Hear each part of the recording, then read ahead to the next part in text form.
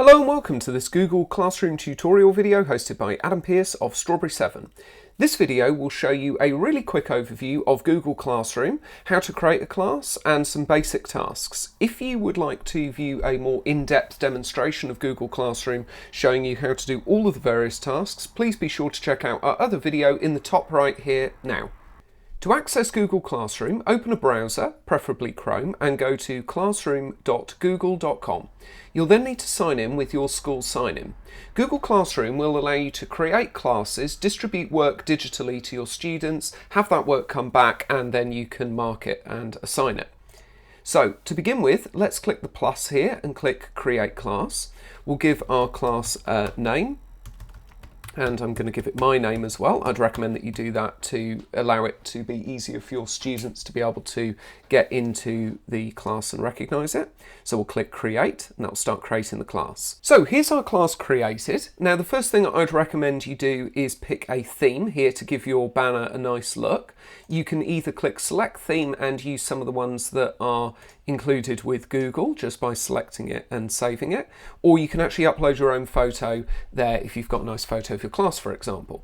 The first page that we're in here is the stream, and the stream is kind of like a social media feed of everything that's going on in your class. You can post here to write things on your stream and your class will be able to see that, and then they'll be able to comment that depending on the settings that you've got for your class. There's more information in our in-depth video about these settings and controlling these settings. The next tab here is Classwork, but we'll come back to that in just a second. We're just going to go to People, and this is where you'll be able to add in your students or your fellow teachers if you have another teacher that teaches this class with you. So I'm just going to add in another teacher here, and I'm going to click Invite.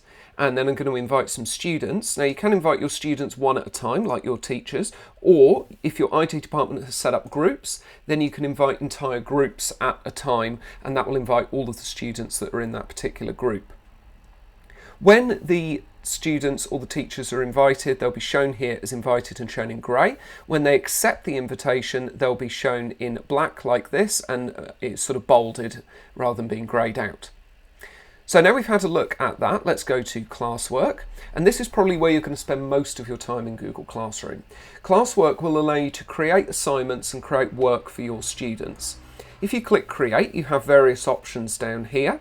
We're going to go to Assignment first of all.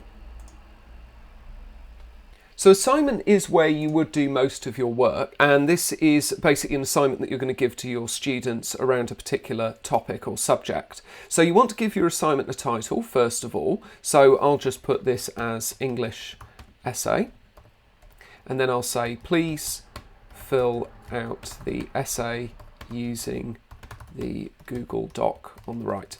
So it's important here to make sure that you give your students some information, not just on how to actually complete the essay, but also on how to do it within Google Classroom, because they might be a bit unfamiliar with the interface.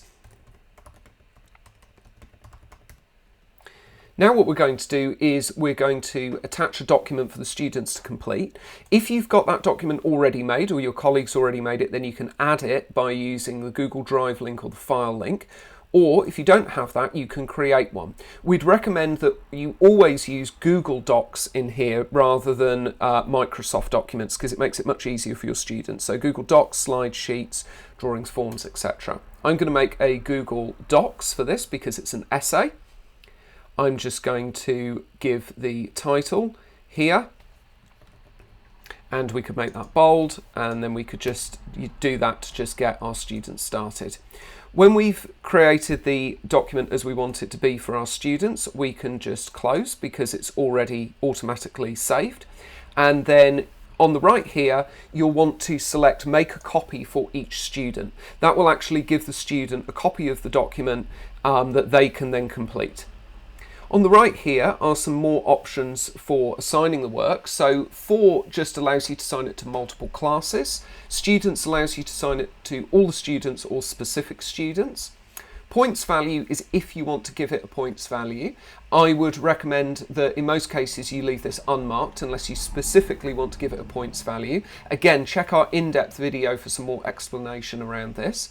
Due date is when you want the assignment to be completed by, and you just pick that from a calendar and a time.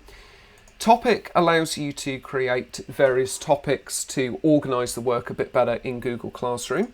And the last part here is just around anti-plagiarism. Up here are your options for assignment. So you can just assign the topic straight away, or if you click the arrows on the right here, you have some options to schedule. Now this is really useful if you want to do your assignments all in your PPA time and then schedule them for release throughout the week. And if you click schedule, you can just click a time and a date from the calendar picker there. I'm just going to assign this straight away, and that would go out to the students that I've assigned it to. So we've got that assignment done. If we go to create, we can create a quiz assignment, which is very similar to creating an assignment, only it automatically creates a quiz here. And this is a bit in-depth to go into in this video, but there is a video in the top right here that will show you everything that you want to know about quizzes and forms and how to set those up. You can see we've got the same kind of options here for creating title, instructions, who it's assigned to, etc. So I recommend you watch the other video on Google Forms there to find out how to set those up. The next items are questions, which are just questions that we could ask the student. They could answer them directly within Classroom. And material are just resources that we can give to the students, which are resources that they can view. So that's not actually any work for them to complete. It's just something useful for them to reference.